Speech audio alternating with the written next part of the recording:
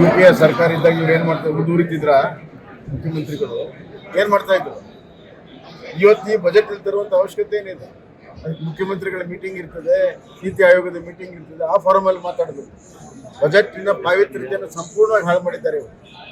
ಅಲ್ಲದೆ 1,05,000 ಕೋಟಿ ಸಾಲ ಮಾಡಿರುವಂಥ ವಿಕ್ರಮವನ್ನು ಸ್ಥಾಪಿಸಿರುವಂಥ 15ನೇ ಬಾರಿಯ ಬಜೆಟ್ ಮಾಡಿರುವಂಥ ಆರ್ಥಿಕ ತಜ್ಞನ ಸಾಧನೆ ಏನಪ್ಪ ಸಾಧನೆ ಅಂದರೆ 1,05,000 ಕೋಟಿ ಸಾಲ ಮಾಡಿರೋದು. 1,05,000 ಕೋಟಿ ಸಾಲ ಮಾಡಿದ್ರಲ್ಲಿ 1,000 ಕೋಟಿ ಮಾತ್ರ ಅಭಿವೃದ್ಧಿಗಿದೆ. ಕಳೆದ ಬಾರಿ ಬಂಡವಾಳ ವೆಚ್ಚ 54,000 ಕೋಟಿ ಇದ್ದರೆ ಈ ಸತಿ 55,000 ಮಾತ್ರ. ಅಂದರೆ ನೀವು ಸುಮಾರು 25,000 ಕೋಟಿಯನ್ನು ಹೆಚ್ಚಿಗೆ ಮಾಡಿದ್ದೀರಿ ಸಾಲ, ಅದರಲ್ಲಿ 1,000 ಮಾತ್ರ ನೀವು ಅಭಿವೃದ್ಧಿಗೆ ಇಟ್ಟಿದ್ದೀರಿ. ಮಿಕ್ಕಿದ್ದೆಲ್ಲ ಯಾವುದೇ ಪ್ರಯೋಜನ ಇಲ್ಲದಿರುವಂಥ ಖರ್ಚುಗಳಿಗೆ ನೀವು ಮಾಡ್ತಾ ಇದ್ದೀರಿ. ರಾಜ್ಯದ ಹಣಕಾಸಿನ ಸ್ಥಿತಿ ಸಂಪೂರ್ಣ ಹದಗೆಟ್ಟಿರುವಂಥದ್ದು ಈ ಬಜೆಟ್ನಲ್ಲಿ ಬಹಳ ಸ್ಪಷ್ಟವಾಗಿದೆ. ತೆರಿಗೆ ಸಂಗ್ರಹದಲ್ಲಿ 14,000 ಕೋಟಿ ಕೊರತೆಯಾಗಿದೆ. ಅವ್ರು ಹೇಳಿದಂತೆ ಅವ್ರ ಬಜೆಟಲ್ಲೇ ಇದೆ. ಅವ್ರ ಬಜೆಟ್ನಲ್ಲಿ ಏನು ತೆರಿಗೆ ಸಂಗ್ರಹ ಗುರಿ ಇತ್ತು, ಆ ತೆರಿಗೆ ಸಂಗ್ರಹದ ಗುರಿ ಇವತ್ತು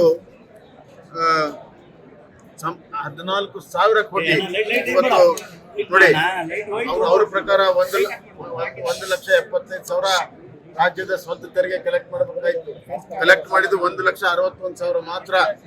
ಇದರ ಅರ್ಥ 14,000 ಕೋಟಿ ತೆರಿಗೆ ಸಂಗ್ರಹದಲ್ಲಿ ವಿಫಲವಾಗಿದ್ದಾರೆ. ಕೇಂದ್ರ ಸರ್ಕಾರದಿಂದ ಏನು ಬರಬೇಕಾಗಿತ್ತು, ಡೆವಲ್ಯೂಷನ್ ಆಫ್ ಟ್ಯಾಕ್ಸ್ ಸಂಪೂರ್ಣವಾಗಿ ಬಂದಿದೆ. ಕೇಂದ್ರ ಸರ್ಕಾರದಿಂದ ಬರಬೇಕಾದ್ರೆ ಸಂಪೂರ್ಣವಾಗಿ ಬಂದಿದೆ. ಕೇಂದ್ರ ಸರ್ಕಾರದ ಗ್ರಾಂಟ್ ಇನ್ ಇದೆ, ಅವರೇ ಹೇಳಿದ್ರು ಬಜೆಟ್ನಲ್ಲಿ ಹೇಳಿದ್ರು, ಅದೆಲ್ಲವೂ ಬಂದಿದೆ. ಭರ್ತಿ ಆಗಿರೋದು ಅವರ ತೆರಿಗೆ ಸಂಗ್ರಹದಲ್ಲಿ. ಅದನ್ನು ಮುಚ್ಚಿಡಿಕೊಳ್ಳಲು ಇವತ್ತು ಇಲ್ಲ ಸಲ್ಲದ ವಿಚಾರಗಳನ್ನು ತರ್ತಾ ಇದ್ದಾರೆ, ಸುಳ್ಳನ್ನು ಹೇಳಿದ್ದಾರೆ. ಸುಳ್ಳಿನ ಕಂತೆಯ ಈ ಬಜೆಟ್ ಸಿದ್ದರಾಮಯ್ಯನ ಸುಳ್ಳಿನ ಕಂತೆಯ ಬಜೆಟ್. ನಮ್ಮ ಚಾನೆಲ್ ಸಬ್ಸ್ಕ್ರೈಬ್ ಮಾಡಿಲ್ಲ ಅಂದ್ರೆ ಈಗಲೇ ಸಬ್ಸ್ಕ್ರೈಬ್ ಮಾಡಿ, ಶೇರ್ ಮಾಡಿ,